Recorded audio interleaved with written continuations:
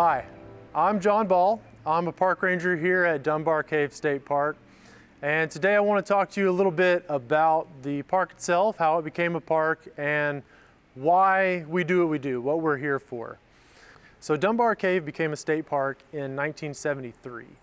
Prior to that, it was privately owned, and most of the previous owners sought to commercialize the cave. They were trying to make money off of it. Some did, some didn't. One of the really popular chapters in Dunbar Cave's history that a lot of people around today still remember is what we call the Roy Acuff era. So Roy Acuff was a country music singer, and a lot of people actually consider him to be the father of modern country music. But he owned this property and the adjacent golf course in the 40s and 50s. So during that time, they had lights in the cave.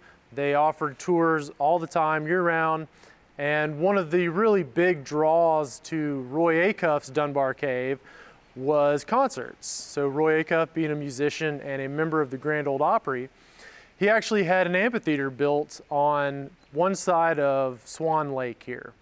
And on Saturday nights, after the Grand Ole Opry played in Nashville, Roy Acuff and a lot of the other performers would drive up here to Clarksville and put on another show, which would also be broadcast on the radio. So before Roy Acuff was performing music here at Dunbar Cave, there was already somewhat of a musical heritage. In the 1930s, this was a very popular venue for big band music.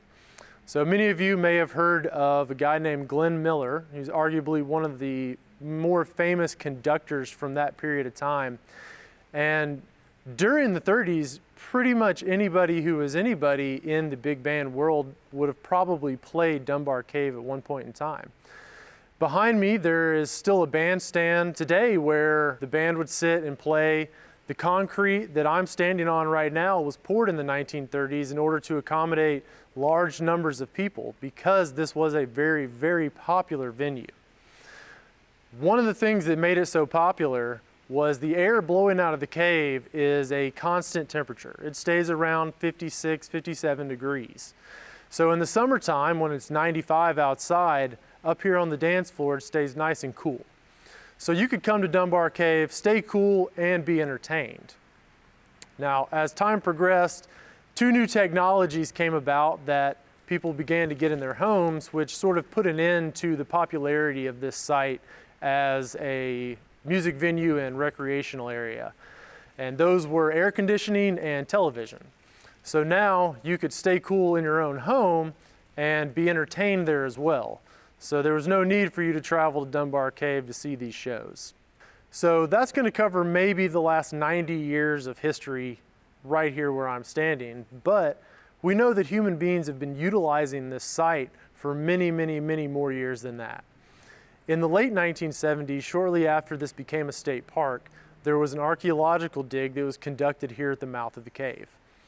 We found one particular artifact during that dig that gave us a great clue as to how long human beings have actually been utilizing this site.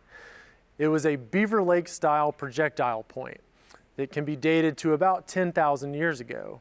So that gives us a great indication that for at least 10,000 years, human beings have been actively using Dunbar Cave. We also learned through various other artifacts unearthed during the dig that the use by those native peoples was almost continuous. So from 10,000 years ago up until probably 1,000 years ago, there was quite a bit of activity that was occurring around the mouth of the cave especially. We know that it would have been used as simple shelter, and at times food may have been stored in the mouth of the cave because the air blowing out is a relatively constant upper 50s. We also know, based off of some things we've found inside the cave, that those same Native American people viewed this as a very, very sacred space. So to help us understand that, let's think about something that is as sacred to us. It could be the church you go to, it could be your grandmother's house, or it could be your favorite team's sports stadium. Everyone has something that is sacred to them. So as we move through the cave and learn a little bit more about it, let's try to keep in mind those sacred things, because any indigenous person that went inside the cave in the past, and still to this day, this remains a very, very sacred space.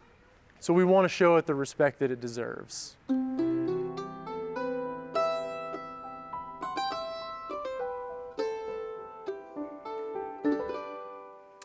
So now we are officially inside Dunbar Cave. We are standing in the place that many, many, many other human beings have stood before us. So why would any human be venturing into this cave in the first place? So to understand that, we need to know a little bit about their view of the universe.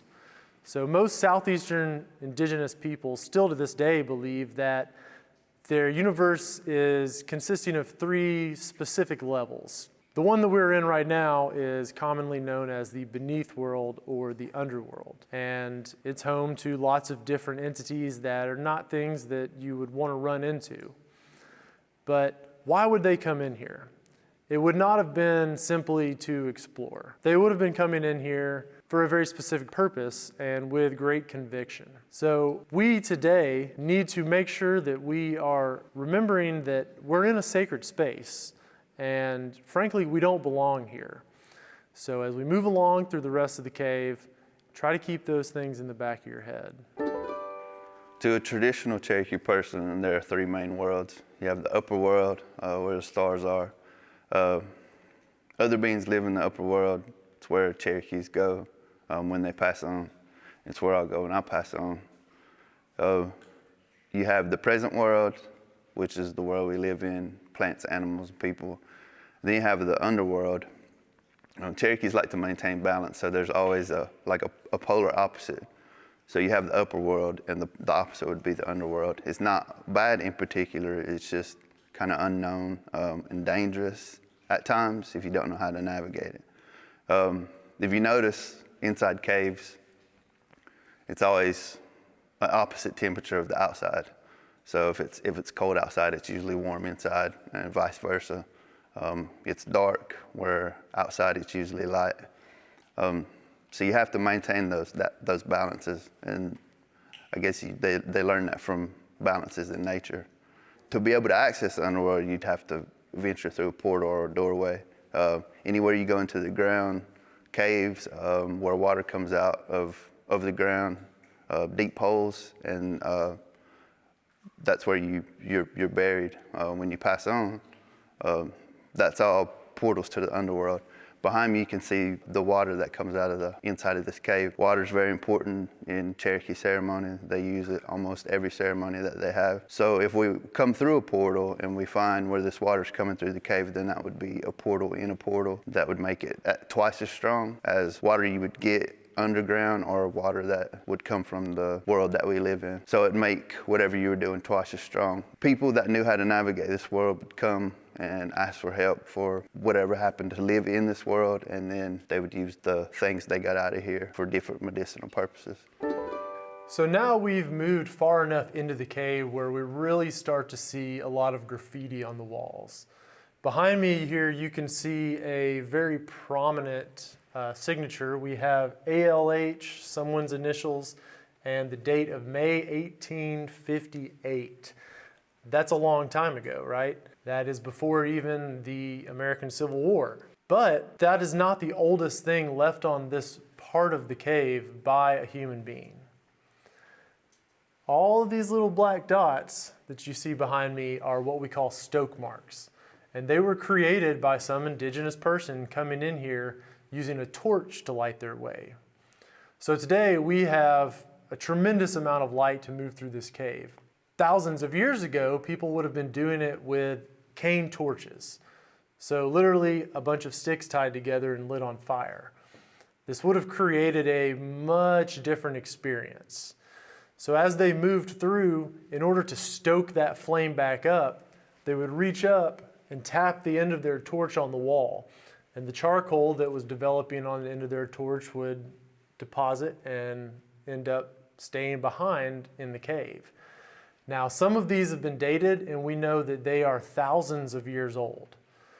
So these people were traveling into the unknown, into the underworld, a place that was not necessarily friendly they would have been doing so with great conviction, and they would have been doing so with a very specific purpose.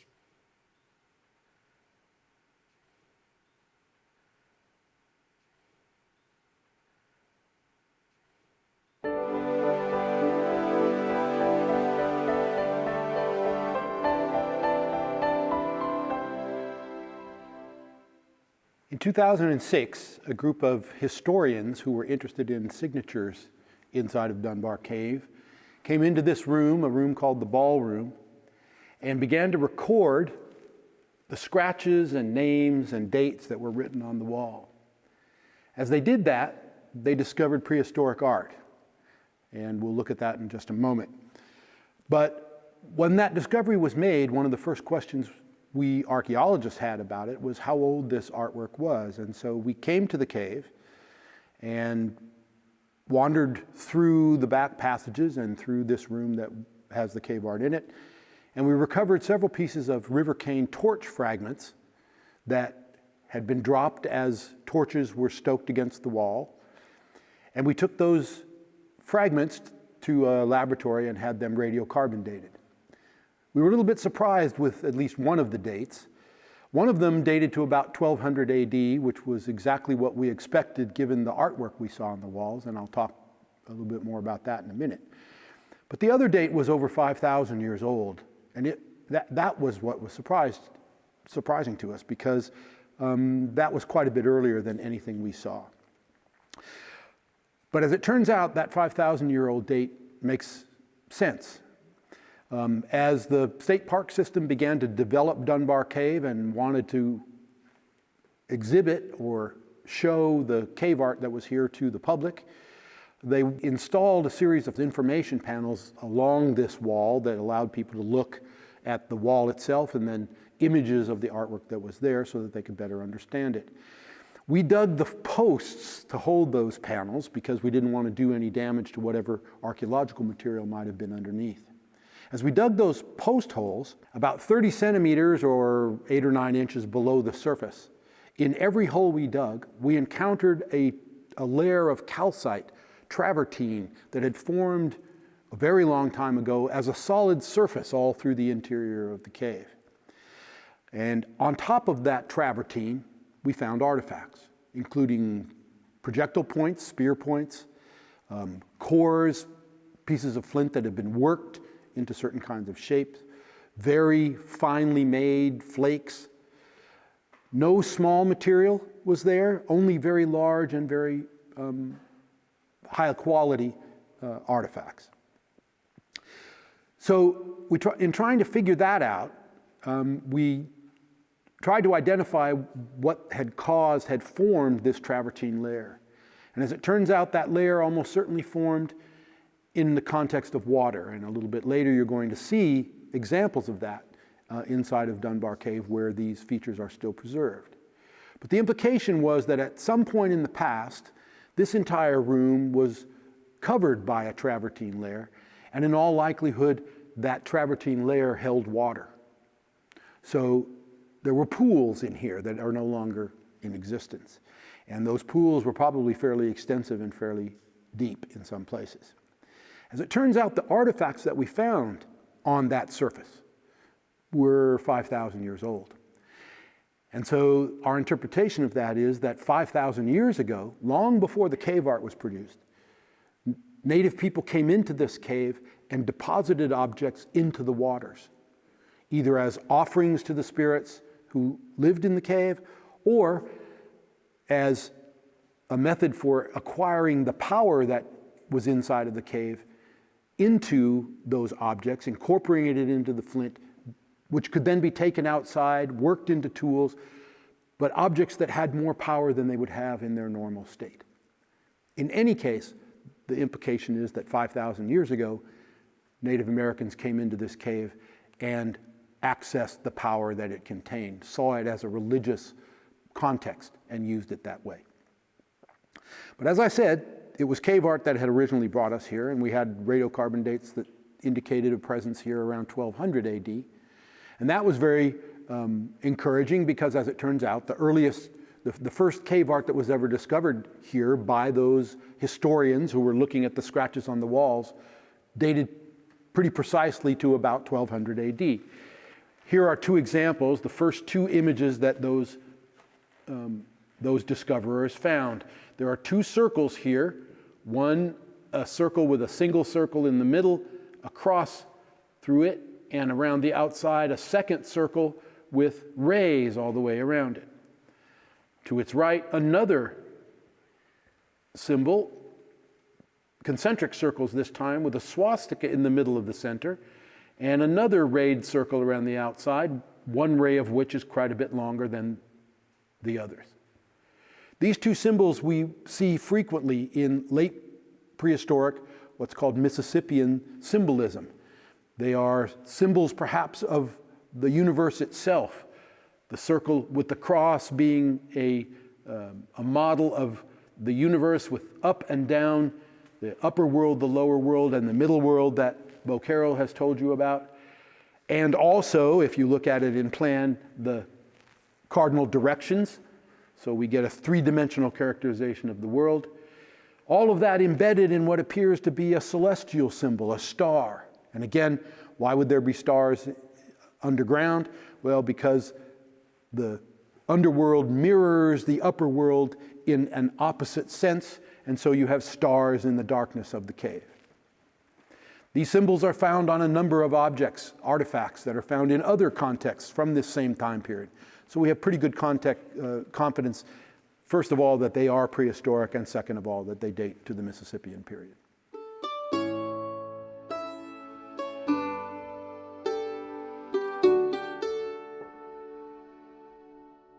So after the two circles with stars around the outside were discovered, and we were fairly certain at that point that they were ancient and Native American in origin, we began to explore other parts of this chamber, examining the walls very carefully to see if there were other art examples here. And as it turns out, there were a number of them. This second panel is a very interesting one. It's composed of a series of concentric circle images. There are 16 altogether. They were produced, though, with two different techniques for making cave art. One group of concentric circles, and you see them here, were produced by incising lines, literally engraving lines into the limestone walls in concentric circle patterns. Some of them are fairly complex, like this one that has 4 different circles.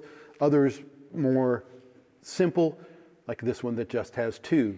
But they were aligned in groups, oftentimes 4, as many as 5 examples of concentric circles in a vertical line up and down. As I said, there are a total of 16 of them. Some of them are engraved petroglyphs, others are drawn pictographs, and you see examples of those here, and there are more over here. Concentric circles is composed of 2 circles, one inside the other, that's relatively well preserved in a vertically oriented group. The fact that these are organized in this way suggests that, in fact, these 2 techniques for making the lines, the petroglyphs, the engravings, and the pictographs, the paintings, were employed at the same time to create this assemblage, this composition of concentric circle motifs. What's really interesting about this, and what I think confirms its identity as a composition, is that after all the circles were made, a last line was produced, starts over here in charcoal, that comes up all the way up to the top, goes all the way across the panel, and comes down over here, essentially enclosing these pictographs and petroglyphs in an arch, very much like the vault of the ceiling of the cave, or the enclosure of the rock universe around the world of people. So, like the ones we saw before, this suggests portals, it suggests celestial realm, and it suggests a connection through the composition of these images of the artwork that we found in this cave with the spiritual and conceptual ideas that Native people held and still hold about the structure of the universe.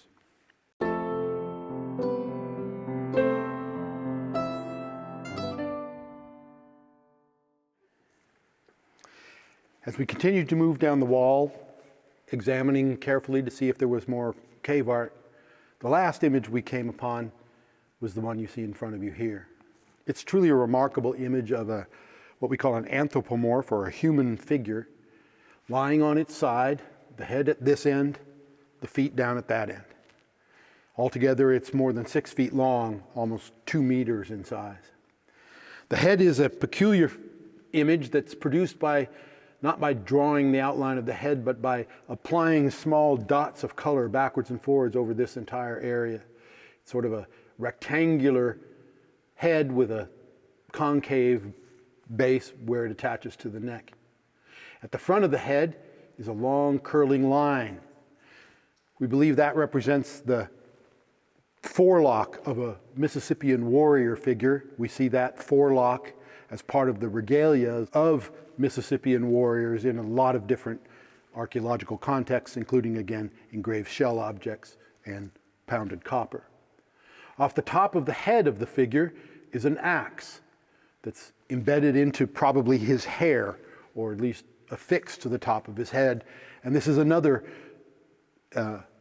characteristic of Mississippian warrior regalia that we know of from a lot of different iconographic contexts. The neck is short and relatively thin. It terminates at shoulders with 2 arms, one extended to either side. You can see the fingers on the arm down here. The body below the arms then widens out and begins to move down this way to the waist, and at the waist you can see the line coming across here. The figure expands out again to almost twice the width of the torso, and we believe that's because the figure is wearing a kilt as part of his regalia. The kilt continues down above and below with a whole series of lines on the inside, and it terminates just below the waist here, above the genitals, which you can see projected there. So this kilt is another piece of extensive garment that was part of this regalia. The 2 legs extend on either side. One of the last parts of the image, they're quite interesting. The upper parts, the thighs, are relatively thin, but in both of them, at the knee, there are round figures. We're not quite sure what those round expansions are, but they may represent turtle shells or rattles attached to the knees of this individual.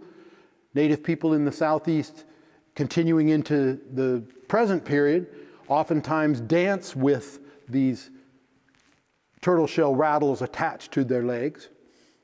Below the rattles, below the knees, the legs continue back at sort of a thin form, but at the end they widen back out again on both limbs to a colored in area that's thicker than the leg itself, and that terminates in a series of sharp claws that extends out as if it's wearing the feet of a predator, an animal, a bear or a lion, or has such predator feet itself.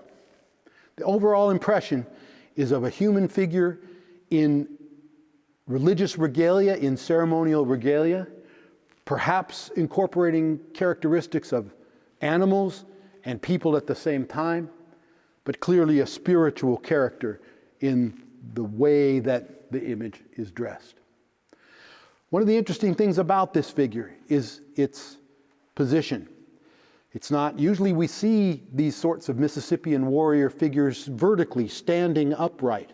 Sometimes they have wings, and sometimes we see them actually flying in the air in different sorts of Mississippian iconography. But in this case, this is the only one I know of who is horizontally disposed, is laying down. And here we are, of course, in the underworld where an individual goes when they pass away, and perhaps it's an image of a spiritual being also experiencing the transformations of death. What's interesting about this character is that the head points down deeper into the deeper reaches of the cave. And if you go down that passageway, that's off to my left here, in a few hundred feet, you re-encounter the river that we saw at the very entryway.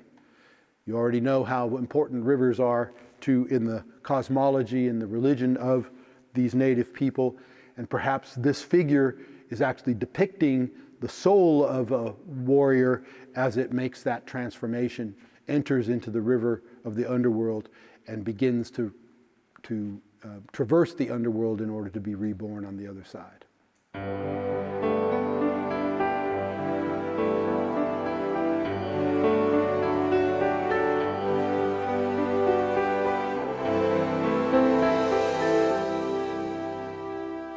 Now we are in a room called Great Relief Hall. It got its name because originally the passageway you had to take to get in here was really narrow. So you would have had to crawl on your hands and knees or maybe even on your belly to get in here. So once you arrived, it would have been a great relief to stand back up, right? Now, in reality, Great Relief Hall is actually one of the most damaged rooms inside of Dunbar Cave. It is nearly devoid of any formations in their original state, but there is quite a bit of evidence where there used to be formations that have been significantly damaged. In fact, there's only one formation that is even remotely intact, and it is a single column that I like to think maybe got left because whoever was in here knocking them down decided that if they took that one out, it might bring the whole place down on top of them.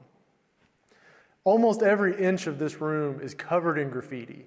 And really, it's a great example of what can happen to a place like this if it's not managed properly.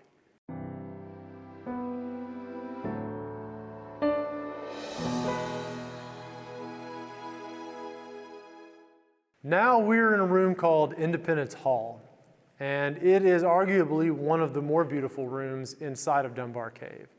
We've gone from one of the most heavily damaged rooms, devoid of nearly all features, to one that has a tremendous amount of really beautiful things. So let's talk a little bit about the geology of Dunbar Cave. How did it form? How did these things in it create themselves? So first of all, we need to know that Dunbar Cave is a solution cave. That means that water over time dissolves away the limestone bedrock that's all around us to carve out what eventually becomes a cave.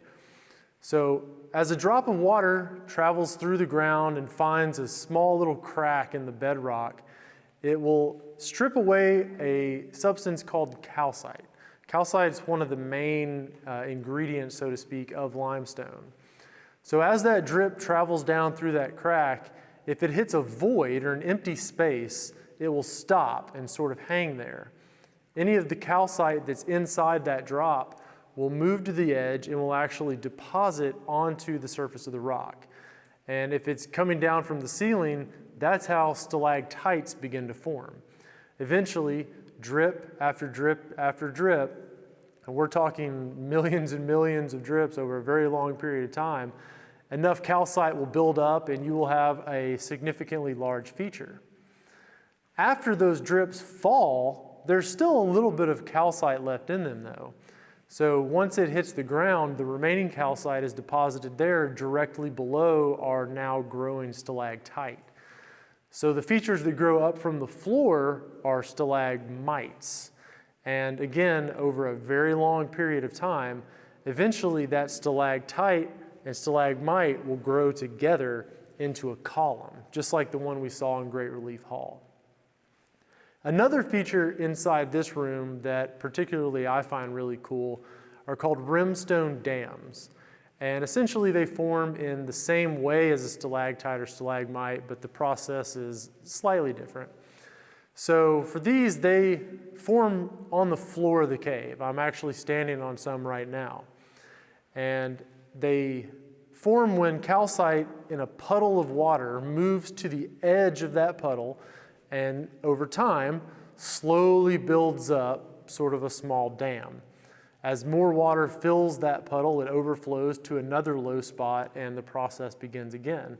So an easy way to sort of understand how this works is if you've ever spilt a drop of coffee on your counter and not wiped it up immediately, when you come back, there will be a small coffee ring. And that happens because the sediment that's inside that drop, all the little tiny ground up pieces of coffee, they will slowly move to the edge of that water droplet, and as the water evaporates away, that coffee gets left behind, and that's what gives you the ring. So these rimstone dams form in essentially the exact same way. So among many of the features inside this room, some of them actually have names, or when you look at them, we see things. There's one specific feature that sort of looks like a snail, and if you look at it from the other direction, it kind of looks like a cartoon whale. And if you look at it yet from another perspective, it actually looks like a fat guy laying on his back in a pool of water. He's my favorite.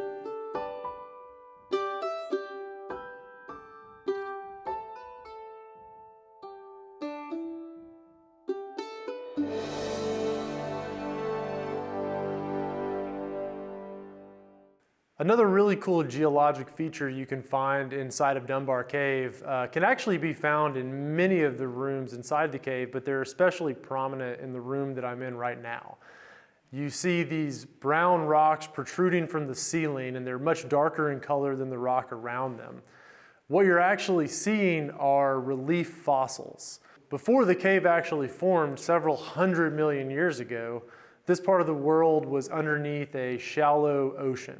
So at the bottom of that ocean, you had animals that would burrow into the sea floor, and they essentially created giant networks of tunnels. So over time, as sediment filled those tunnels, the sediment that came in was much, much harder than what would become the limestone rock around them.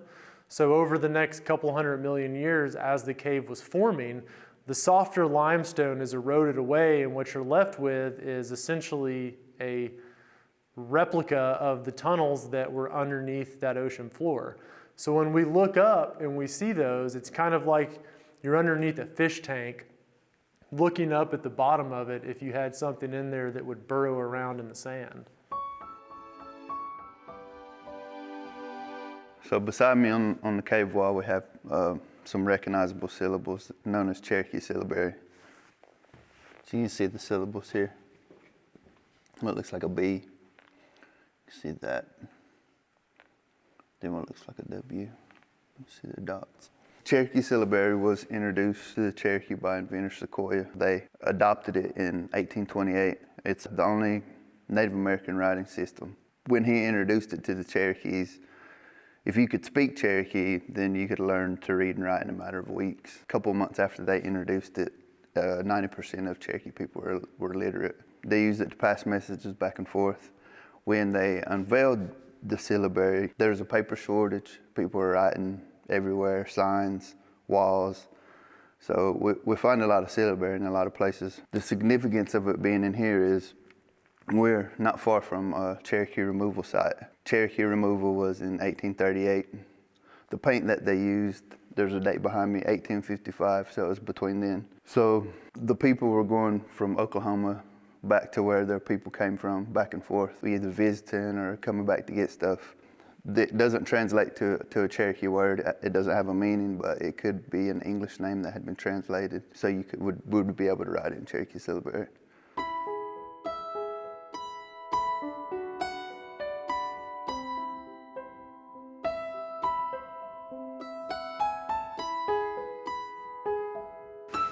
Hi, I'm David Britton. I'm the park manager for Dunbar Cave State Park.